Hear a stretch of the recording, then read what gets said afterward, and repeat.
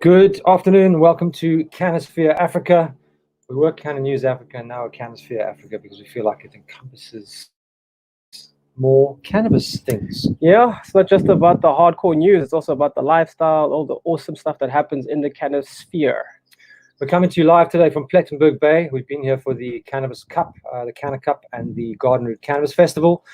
This is the view that we have of the beautiful Plettenberg Bay. The other exciting thing is we have to announce, it's a secret, well, it's not quite a secret, but today we are actually launching a new campus in Plettenberg Bay. But more about that later. For now, let's give it and go straight to Brett for the news update. My brr.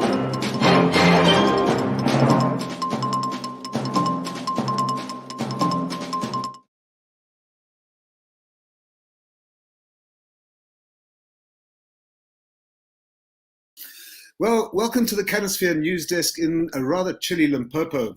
In the news this week, the Garden Route Cannabis Festival took place in the Plettenberg Bay area this weekend, giving a boost to the local economy and putting marijuana on the mainstream map. Events took place on farms around the area and is supported by official tourism bodies. Organizer Leon Meyer says among the events was the Cannabis Cup, this year won by Dion Joubert from Cannaporium. He says the project grew from a local growers initiative, but there were some problems along the way, one including his arrest. Here's his story. Canna Club started an association called GROCA, which is Garden Route Organic Cannabis Growers Association, and it was to find representation for the growers on the Garden Route to start coming out as the markets are opening up and to find a platform to launch the Garden Route grown cannabis into the market. I had sent away the 6.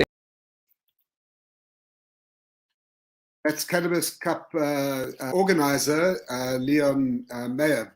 And in other news, the presidency has become engaged with the cannabis industry. President Ramaphosa has instructed his staff to address concerns that stakeholders have raised about bottlenecks in the fledgling legal marijuana industry. But he's worried that the industry is too fragmented to speak with one voice and that government is faced with too many competing interests. Calls for government to speed up cannabis reform are becoming increasingly louder from the private sector, which has invested well over 100 million rand in cultivation and processing facilities in South Africa. Many hemp farmers are at financial risk because their permits have expired and have to be renewed by a different department, while Canosphere understands that almost 2 million rand of SAPRA-approved imported CBD products have been held up at Durban Port. That's for several months now because of a lack of procedural clarity. Meanwhile, negotiators at the Trade and Industry Chamber of NEDLAC have decided that they need expert input into their deliberations around the National Cannabis Master Plan. They've apparently approached Business Unity South Africa for assistance. Officially, NEDLAC is declining to comment on cannabis discussions until a final report is drawn up for the Minister of Trade and Industry, and that's likely only to be in a couple of months' time. And finally, one step forward and two steps backwards, as Toots and the Maytals might have sung. While the official government line is to reform cannabis legislation to unlock its economy and to decriminalize possession, and while the law is being sorted out, the state law advisor, Cyril Robertson, has come out strongly against legalization. At a conference on addictions, Robertson said legalizing cannabis will lead to a rise in substance abuse and put state resources under a lot of pressure. But even he agrees that the proposed Cannabis for Private Purposes bill still has penalties that are far too harsh on transgressors and are punitive rather than reformist. The bill simultaneously legalizes private consumption but criminalizes smoking cannabis in public or selling it, and it sets limits on how much dry dagga individuals may own for private use. In its current form, the draft law allows homes to have stashes of 1.2 kilos as long as there are at least 2 adults in the household. The bill sets out a maximum jail term of 15 years for anyone who deals in cannabis or provides it to a child. So, Trenton, there we have it in a nutshell. One step forward, 2 steps backwards. That's the story of cannabis reform in South Africa. It seems to be the status quo at the moment. I mean, how can a person of authority come out and say that that cannabis is going to lead to more drug abuse. I mean, the guy should crawl under the rock where he's come from, to be totally honest. It's been scientifically proven that cannabis is not a gateway drug, and that rhetoric is just extremely boring and tired. So it's very disappointing to hear those opinions from important people who are supposed to be intellectual and intelligent, and guys really need to do their homework properly before they make statements like that, which are damaging to the industry. Cannabis, a lot of people are using cannabis to get off drugs, not to get on drugs. So it's very antiquated and disappointing to hear. What's disappointing and quite interesting at the same time is that Sarah Roberts is the state's expert on cybercrime. So you'd think he'd be much more sophisticated in his approach to things. But, there is this old school thinking that pervades governments that, cannabis is lumped in the same category as other drugs, mandrax and tick, etc. And we have the irony of the Cannabis Festival organizer being thrown into jail where he was accosted by knife-wielding thugs who were smoking mandrax and tick, and under the noses of the nicer police. So, this really is a crazy world. But I think we shouldn't focus too much on the negative, guys, because I think what is happening in the garden route is that people are legalizing cannabis for themselves, and I think it's an important people's movement that's underway, and that nobody's waiting for permission to free up the plants. And credit to you guys and everybody else who's put stuff together there for this weekend. Yeah, absolutely. I mean, there's a huge growing culture down here. We'll chat about it a bit more after we've spoken to Noxy. But it's exciting, and growing season is coming, and as many people need to grow as possible. If every household in South Africa grows cannabis, then the people have spoken. Anyway, we'll come back to that in a minute. But right now, let's cross over to Johannesburg to Noxy for Canna Lifestyle.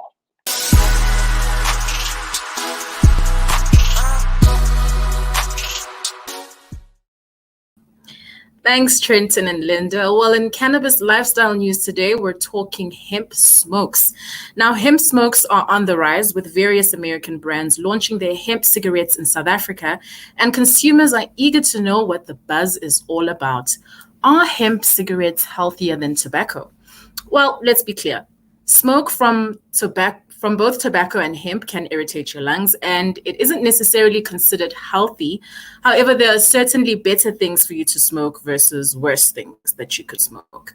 What we already know is that tobacco smoke is really bad for your health, but hemp, on the other hand, is rich in various compounds such as CBD, THC at less than 0.3%, of course, and terpenes. And when working in synergy, these compounds increase the efficiency and healing benefits of hemp. Due to these compounds, the plant presents anti-inflammatory properties, sedating effects, antidepressant properties, and antipsychotic effects, to name a few. And studies are showing that hemp's anti-anxiety properties can actually help you quit tobacco, as CBD cigarettes provide an all-natural alternative that is 100% nicotine and tobacco-free. Consumers of CBD cigs have reported a significant decline in their smoking cues and reduced nicotine cravings since their switch to hemp cigarettes. I guess the big question is South Africa ready to switch from tobacco to hemp smokes? I think yes. If you've tried hemp smokes, do drop us a comment and let us know how that experience was for you. And that is it from the Cannabis Lifestyle News Desk for today. Back to the new Cheeba campus in Plettenberg Bay with Trenton and Linda. All done, guys. Wow, that's such a beautiful way to position it. Thank you. Yeah, thank Kush you very Queen. much. Okay, so my opinions on this are, for what it's worth. Firstly, when you combust a hemp, and that's hemp CBD is what it's about, you lose a lot of the benefits of CBD in the combustion process. So I'm sure a lot of the hemp cigarette companies will be saying how beneficial it is. That is overinflated. It's not as beneficial as consuming it in other ways. I do think it's without a doubt healthier to smoke a CBD cigarette than a traditional nicotine cigarette. I think that's undisputable. But what you said about smoking is not necessarily good. Well, it's not good for you. We all know that. But the level, and I think it would be definitely better for people to be smoking CBD hemp cigarettes than smoking nicotine cigarettes. My biggest issue, however, is we don't want these American brands here. Why do we want American brands in South Africa when we can grow our own hemp and we can have our own products? Brett, you had an interesting comment on that before we came on, so please share it with the world. Yeah, no, that's what's quite interesting is this is the whole hemp deal around Ace and Axel, which are one of the brands that Noxy was talking about. They're coming to South Africa in this deal with Labat, the big JSE company that is focusing on cannabis. Labat have got a distribution arrangement where they're going to distribute Ace and Axel in Africa, and in return, as part of the deal, they're going to be supplying Ace and Axel with South African hemp. To use in its cigarettes, cigarettes and smokables that are used around the world. And doesn't this just sound like a little bit of a repeat of the scramble for Africa and Canna colonialism, whereby we, the natives, export raw products to the industrialized imperial nations who then transform it into finished value-added products and sell it back to us for 5 times the price. You're making it up. I don't believe you. You're making it up. It's true. Are you serious? I'm sorry. I I will not express my opinions on that right now, except that I'm absolutely shocked. Shock and horror. Well, Trenton, that I will express those opinions on your behalf. I think it makes absolutely no sense. For lack of a better word, it's a bit not smart. I had a nicer word for it, but then I'm not trying to keep it clean. I'm not trying to. I want to say that again is a reinforcement of how urgently government needs to pull its socks up and allow this industry to flourish. Because if people want to import CBD brands from overseas, that's okay. It's a free market economy. Yeah. But most people want to pay local suppliers for local CBD and CBD hemp, and so until this industry opens up, this is what's going to happen. But it is very disappointing that we're re-importing stuff. I mean, that is colonization all over again. So. Yeah, but I think one thing must be said, which is reinforcing a point you made earlier in Labat's defense. They're operating in a free market, and they are calling as loudly as we are for clarity on the regulatory front. I think they would love nothing more than to manufacture their own smokables in South Africa and supply the local market with probably high THC smokables as well. And, but the ball really is in the government's court right now. And as we heard, the state law advisor is digging in his heels about the whole reform thing. And seriously, the presidency has to set up a cannabis desk in its office to coordinate all the different departments, because as their own outgoing finance minister said, there's billions and billions of rand in tax revenue waiting to help develop this country, and heaven knows we need it. Absolutely. So on a lighter note, and a clip that I really hope that Mr. Ramaphosa and his government see, we had the opportunity to interview a priest who is a cannabis user, who is a cannabis grower, and is about to open a cannabis club in Oudtshoorn. And this is what he had to say. I can't speak for the whole church, but I know there is a strong movement within the church for the use of cannabis as medicinal and for treating different diseases and ailments and stuff, and changing the viewpoint of it. If you look at alcohol probably causes more deaths and things than anything else in the world, all right? So from that point of view, I think the church is slowly but changing towards a more positive view on cannabis. So there we go. I mean, this There guy you have is a dominee from the Catholic Church, and he came from church straight here to do the interview. It's legit, guys. It's legit. Times they are a-changing, huh? Yeah, As every Definitely cannabis grower, changing. as every cannabis grower would understand, it's all in the light. it's all in the light. Because also the other thing that he mentioned was that a lot of the other bishops or the priests or his elders basically say it's a pharmacy on its own, and it's helping them a lot alleviate all chronic pains that they have, because some of the bishops are quite elderly, so they need CBD, they need THC for pain relief and management. And if the church is taking such a massive stance doing this and supporting it, and they've got their own outreach project that they're also using to also help alleviate poverty within the sector. So I think this is a big story that I think we should shout about it, and they show that actually Jesus and cannabis can exist in the same sentence in the same space. And the interesting thing is, he also spoke about the fact that, we thought, is it just medicinal cannabis you're into? He was, no, I'm a recreational user, and I believe in that too. So a very progressive individual, and it's been an incredible few days at the Cannabis Garden Route Cannabis Festival. 4 days. A lot of people have come down from Johannesburg and from Cape Town. Legends. I mean, yeah, we've got to meet some really nice people, and it was so nice to bring the community together, which is not so easy to do at the moment with COVID. But the protocol was really good, and everyone was masked up, and it was a fantastic time, And there was the Canna Cup went really well, and some really really good things came out of that as well. Yeah, definitely. Yeah. So one of the things is we got Myrtle from the Fields of Green for All, and she was one of the 6 judges that were participating in the Cannabis Cup, and they basically had to smoke, I think, about 20 strains or so for them to. And shame.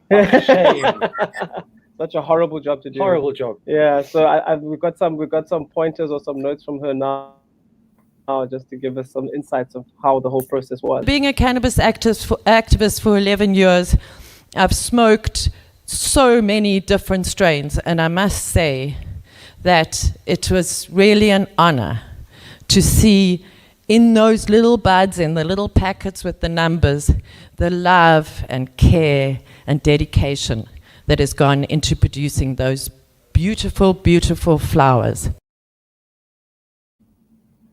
There we go.